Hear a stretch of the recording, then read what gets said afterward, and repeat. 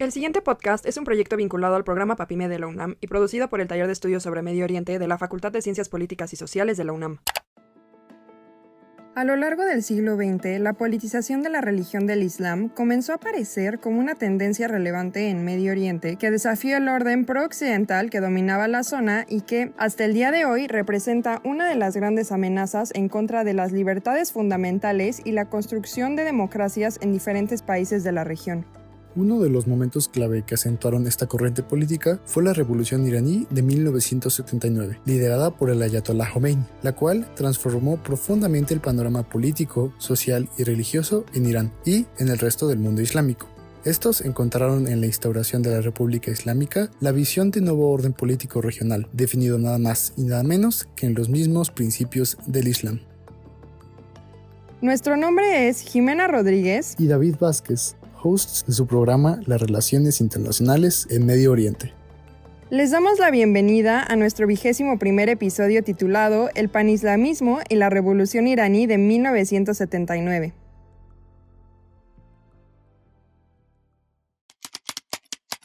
¿Qué es el panislamismo? ¿Cómo esta tendencia se ha expresado políticamente a lo largo del siglo XX y qué impacto tuvo la Revolución iraní en el discurso panislamista? Para responder esto, hoy nos acompaña el maestro Ángel Molina, licenciado en Ciencia Política por la UAM y maestro en Filosofía de la Ética por Al-Mustafa Open University en Irán. Bienvenido, maestro. Muy buenos días, muchísimas gracias. Es un gusto, un honor enorme estar aquí con ustedes hoy. Muchísimas gracias por la invitación. Muchísimas gracias a usted por acompañarnos el día de hoy. Para comenzar, maestro, ¿nos podría decir cómo podríamos definir al panislamismo? Bien, en términos generales, si nosotros recurrimos un poco a la bibliografía disponible, es ese discurso, esa aspiración de unidad de la comunidad islámica en su conjunto, esto que se denomina la Umma, más allá de nacionalidades y de pertenencias étnicas. Pero el concepto merece un rastreo previo, ¿no? Como buena parte de nuestro andamiaje académico, de nuestros instrumentos de análisis, el concepto de panislamismo es un concepto que no surge al interior de las comunidades islámicas o al interior del mundo islámico. Es un concepto que se elabora a partir del aporte de viajeros, periodistas y estudiosos, pero proveniente fundamentalmente del continente europeo, ¿no? Ya trabajemos el nombre de von Warner, de Bamberley o de Charles, que son los que de alguna manera en la segunda mitad del siglo XIX empiezan a utilizar el concepto. Lo cierto es que es un concepto que trata de emular conceptos que estaban presentes en la realidad de la Europa del siglo XIX, como el concepto de pangermanismo o paneslavismo, ¿no? Es cierto que nosotros podemos identificar al menos dos corrientes de lo que se ha llamado al-Wahdat al-Islamiyya, o sea, la unidad islámica, como aspiración dentro de la comunidad islámica en general. Eso podemos hacer un rastreo histórico sobre estas aspiraciones. Y sobre esto otro que se ha llamado también panislamismo, más específicamente como aspiración del Estado otomano en la segunda mitad del siglo XIX de utilizar los sentimientos panislámicos, si se quiere, precisamente para fortalecer y legitimar la autoridad del poder califal otomano de entonces, en un momento en que la percepción era, en general, una percepción de crisis, tanto del Estado otomano como del Islam general, sobre todo aquel vinculado o relacionado con Europa, ¿no? Había una percepción de crisis, una percepción de cierta inferioridad frente a lo que era el avance colonial europeo occidental en los territorios históricamente musulmanes, y eso lleva a la reflexión sobre los orígenes de esta crisis, de esta debilidad frente a Occidente. A partir de ahí, una de las estrategias es convocar nuevamente a la unidad islámica más allá de las diferencias étnicas o de las pertenencias regionales frente a una Europa que aparecía a los ojos de los musulmanes como una Europa cristiana que avanzaba sobre los territorios del Islam, y se necesitaba frente a eso una respuesta unificada con una sola autoridad. Decíamos en un primer momento que hay una tendencia o una orientación en la reflexión sobre el Estado islámico en general a lo largo de los siglos a aspirar a una unificación, ¿no? A una autoridad única. De hecho, buena parte del pasado islámico se construye a partir de ciertos ideales que podemos discutir si existieron realmente o no, sobre ciertas figuras que habrían, de alguna manera, unificado, o bajo su califato habría estado unificado el territorio del Islam, y se construyen figuras como la de los califas bien guiados, ¿no? Para precisamente esto, imaginar un pasado dorado del mundo islámico, ciertamente siendo uno. Esta necesidad de reflexionar sobre la unidad islámica frente a un occidente que aparece como un occidente colonial y fundamentalmente cristiano, genera una producción sumamente interesante que no solamente tiene que ver con esta aspiración de legitimidad de los últimos momentos del Estado otomano, sino también en sectores de lo que se va a conocer como el reformismo musulmán, que aspiran a modernizar el pensamiento islámico, tomando de Occidente aquello que consideran útil, permeándolo por la perspectiva del Islam, es decir, llenándolo de valores, conceptos y objetivos propios del Islam. Este sería de alguna manera el lugar desde el que surge el concepto, que es necesario siempre poner en consideración. Todas aquellas herramientas que se generan desde una perspectiva occidental merecen ser analizadas para entender si son útiles o no a la hora de reflejar escenarios tan complejos como los del mundo islámico, en este caso en particular sobre esto que se llama Oriente Medio, Asia Occidental y el norte de África. Ahora bien, teniendo en cuenta su intervención pasada, ¿nos podría decir cómo se ha expresado políticamente el panislamismo durante el siglo XX? Bien, estas aspiraciones de unidad islámica han tenido expresiones políticas diversas, ¿no? Decíamos, bueno, parte del reformismo musulmán se alimenta de este ideal, y buena parte de las reivindicaciones políticas en términos de umma, en términos de nación, de comunidad islámica global, también vuelven insistentemente sobre esto, sobre todo después de que es abolido el califato, ya bajo el gobierno de Atatürk en Turquía, y esta percepción general, ¿no?, de descomposición. Los estados que van surgiendo del proceso de descomposición del Estado otomano, sobre todo en la región de Oriente Medio, obviamente se inclinan por valores propiamente pertenecientes al panarabismo. Es decir, el elemento diferenciador de lo que ellos consideraban era el poder opresor del Estado otomano estaba expresado en cuestiones que tienen que ver con la lengua árabe, con la cultura árabe. Entonces, esa primera reivindicación, si se quiere, con espíritu independentista de estos pueblos del mundo árabe, fundamentalmente pasan por las coordenadas del panarabismo. El panarabismo en sus múltiples representaciones, si pensamos en partidos políticos, obviamente el partido Baath es una de esas expresiones, el nacerismo sin lugar a dudas es otra de esas expresiones, pero también el Partido Socialista Nacional Sirio, ¿no?, que es un partido que aspira a la reconstitución de esto de la Siria histórica, ¿no?, de Asham, aspiran precisamente a desandar la presencia colonial, pero en clave panárabe. Estas claves panárabes están atravesadas también por una crítica muy dura a lo que se considera son resabios del poder colonial en la región, sobre todo resabios de ese poder colonial francés e inglés en la región, que son las monarquías árabes, ¿no? Y poner en entredicho la posibilidad real de liberación de los pueblos árabes si es que antes no se desembarazan de estos legados, de alguna manera también, del proceso colonial, que son las monarquías.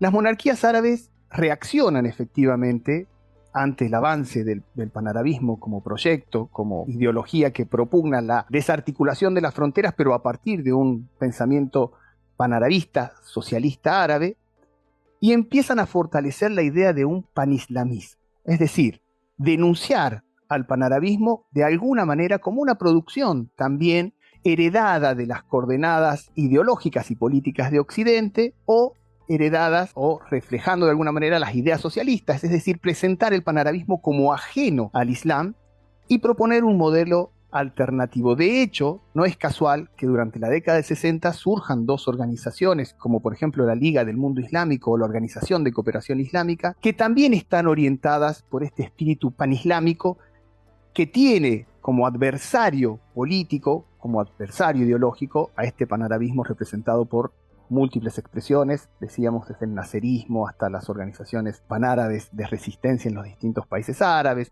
o el partido Baath también en su momento. Esa expresión del panislamismo es una expresión que va a estar fuertemente ligada a los intereses de países que consideran fundamentalmente que el avance de proyectos independentistas, soberanos, en clave panárabe, son una amenaza para su integridad y para su seguridad. Fundamentalmente en estas coordenadas están las monarquías árabes, en estas coordenadas está precisamente Arabia Saudita. Recordemos, estas dos organizaciones que mencionamos tienen su sede en territorio saudí y podemos pensar o podemos analizar un auge, si se quiere, del panislamismo como opción frente al panarabismo en estas coordenadas también. Finalmente, ¿qué impacto tuvo la revolución iraní en el discurso pan-islamista? La revolución iraní sin duda ha significado un verdadero terremoto político en la región. No solamente en términos de geopolítica, no solamente en términos de posicionamiento de los actores regionales, sino en términos de reflexión política, en términos de filosofía política. Después de mucho tiempo de propugnar la posibilidad de una alternativa política islámica, esa alternativa política islámica triunfa en el territorio iraní, en un escenario sumamente complejo en el sentido de que hay muchos actores involucrados, más allá de los específicamente vinculados con la propuesta de una república islámica. Lo cierto es que la figura de Khomeini como referente moral de ese movimiento hace que el perfil que adopte la república después de los primeros ejercicios democráticos sea efectivamente el perfil de una república islámica y obligue nuevamente a reflexionar las maneras en las que un Estado que se dice islámico debe organizarse y debe efectivamente vincularse con el mundo de lo político, con el mundo de lo económico y en la esfera de las relaciones internacionales. Si nosotros revisamos la literatura del 79, pero incluso algunos años antes también en la región, vamos a ver efectivamente el intento de quitarle el elemento propiamente iraní o chií al movimiento revolucionario de 1979, es decir, presentarlo efectivamente como un triunfo del Islam, ¿no? Como un triunfo de esta aspiración de unidad del mundo islámico en pos de construir una alternativa que no sea ni la alternativa propuesta en ese momento por el bloque soviético ni la alternativa propuesta por el bloque liderado por los Estados Unidos, es decir, una alternativa absolutamente propia y original. Y en este sentido, la República Islámica que surge en 1979 tiene ese impacto profundo a la hora de reflexionar sobre las formas de organizar el poder político. Claramente, esto supone un giro en la forma de percibir el discurso panislámico. Hay una referencia permanente a la unidad de los musulmanes en su conjunto. Hay un intento en estos primeros años de la revolución por hacer del triunfo de este proyecto un triunfo de los musulmanes en general y por lo tanto proponer también que se exporte este modelo, esta forma de pensar, esta forma de construir una república en coordenadas islámicas, pero que esté atenta a la historia, a la cultura y a los procesos largos de resistencia de los pueblos en cada una de las regiones del mundo islámico. Esto, por supuesto, que fue percibido por otros actores que también defendían un panislamismo en otras coordenadas, como por ejemplo las monarquías árabes, lo perciben claramente como una amenaza a sus propios intereses. Entonces deben redefinir el discurso panislámico que habían defendido hasta ese momento, es decir, deben nuevamente darle fronteras más precisas a ese discurso que originalmente estaba destinado a contener y a contrarrestar el panarabismo. Ahora hay que discutir contra otro discurso panislámico que surge desde un lugar que pone en tela de juicio la legitimidad de estas monarquías. Frente a esto, la reacción de las monarquías fue sumamente rápida, si se quiere, para tratar de encapsular el movimiento revolucionario iraní en coordenadas específicamente chiíes, ¿no? En coordenadas específicamente propias del Islam mayoritario en el mundo iranio.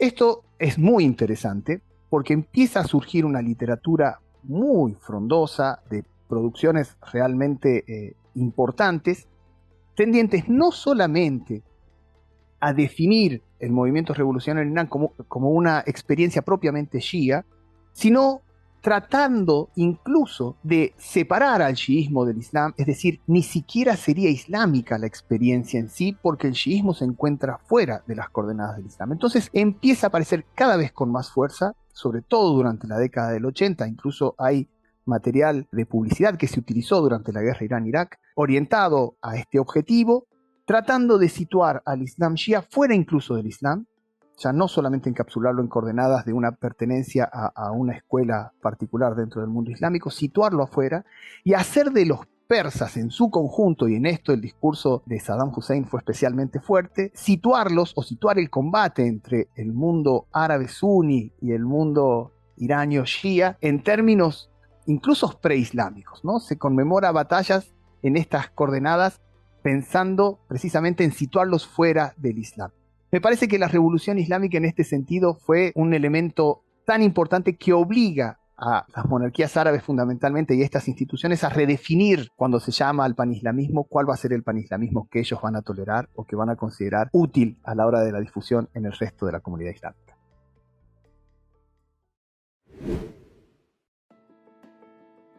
Maestro, muchas gracias por acompañarnos a lo largo de este episodio, el segundo de nuestra temporada. Ha sido todo un placer poder escucharlo. Para cerrar con el episodio, ¿le gustaría recomendar algún texto que le permita a nuestra audiencia acercarse más al tema que nos ha reunido el día de hoy?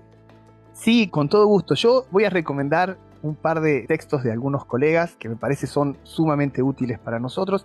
Sin lugar a dudas, el Diccionario de Islam e Islamismo de Luz Gómez, un texto del 2019, su última edición, es realmente imprescindible para tratar de tener nuestra primera aproximación a algunos conceptos generales.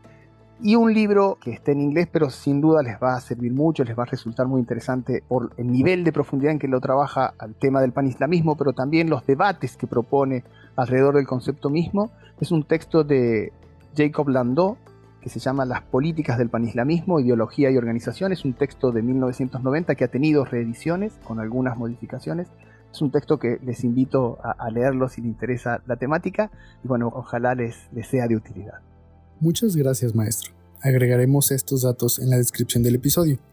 Le deseamos mucho éxito en sus proyectos actuales y esperamos vernos de nueva cuenta. Les agradezco muchísimo, ha sido un gusto inmenso para mí. Como en nuestra temporada pasada, quisiéramos agradecer al público que nos escucha desde diferentes partes del país y del mundo, no sin antes invitarles a seguir las redes del Taller de Estudios sobre Medio Oriente y, por supuesto, a continuar escuchando las discusiones en nuestros próximos episodios. Cada reproducción nos ayuda a crecer como proyecto, así que no duden en compartir el podcast. Todo el equipo se los agradece inmensamente. Esperamos que vayan a disfrutar esta temporada y nos vemos la próxima semana con un nuevo episodio.